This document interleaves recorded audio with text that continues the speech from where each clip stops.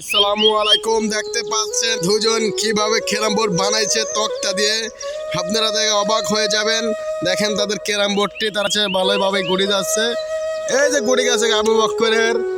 আবু বক্কর কেমন লাগছে খিল্লা? ভালোই লাগছে। ভালো লাগছে তোমার? ক্যারাম বোর্ডটা কিভাবে বানাইলা তোমরা? তক্তা দিয়ে, কাগজ দিয়ে, ফুটটা দিয়ে। আচ্ছা, এই তিনটা দিয়ে বানাই লাগছে। দেখা যাচ্ছে গাইজ, দেখতে পাচ্ছেন ক্যারাম বোর্ডের চারোপাশে তক্তাটিগুলো অনেক শক্ত, ভালোভাবে পুট্টা মারছে।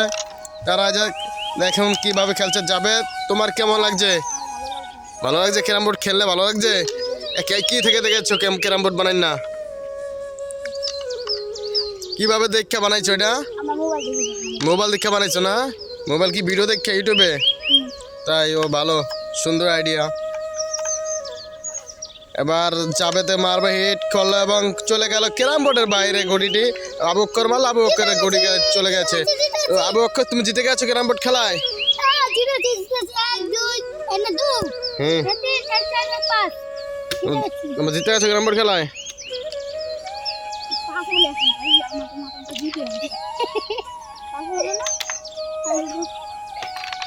খেলায়